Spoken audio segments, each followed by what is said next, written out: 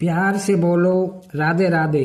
आज हम सुनेंगे देव उठनी एकादशी की व्रत कथा। कार्तिक मास की शुक्ल पक्ष की एकादशी को देव उठनी एकादशी कहा जाता है।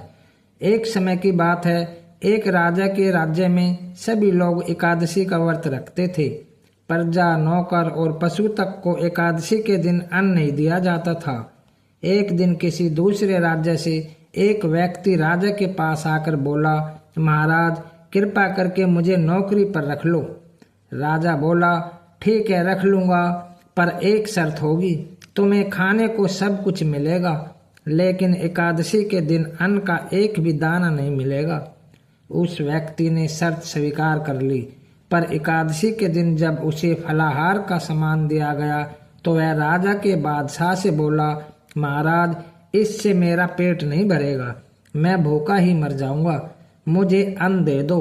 राजा ने उसे शर्त की बात याद दिलाई, पर वह अन्न छोड़ने को राजी नहीं हुआ।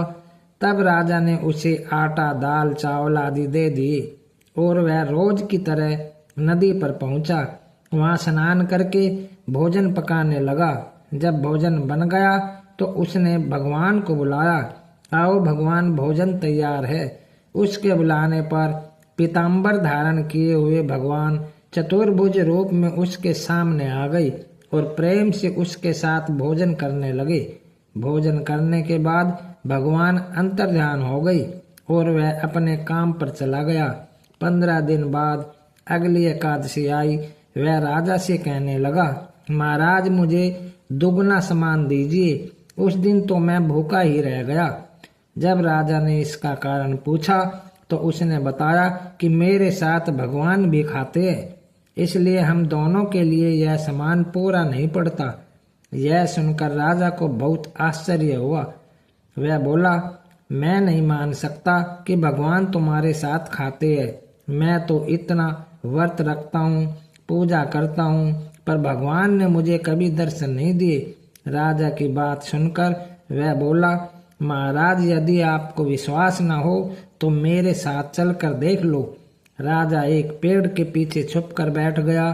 उस व्यक्ति ने भोजन बनाया और भगवान को शाम तक पुकारता रहा, परंतु भगवान नहीं आए। अंत में उसने कहा, हे भगवान, यदि आप नहीं आए तो मैं इस नदी में कूदकर अपने प्राण त्याग दूंगा। लेकिन फिर भी भगवान नहीं आए। जब वह प्राण त्यागने के उद्देश्य से नदी की तरफ बढ़ा और प्राण त्यागने का उसका दृढ़ इरादा जानकर भगवान शीघ्र ही प्रकट हो गई और उन्होंने उसे रोक लिया और उसके साथ बैठकर भोजन करने लगे। खा पी कर और उसे अपने विमान में बिठाकर अपने साथ अपने धाम ले गई।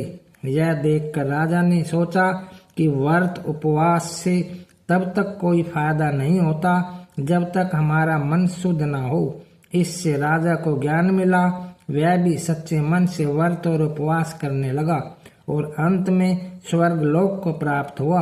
उम्मीद करता हूँ आपको यह वीडियो अच्छी लगी होगी। प्लीज लाइक और सब्सक्राइब कर देना। धन्यवाद।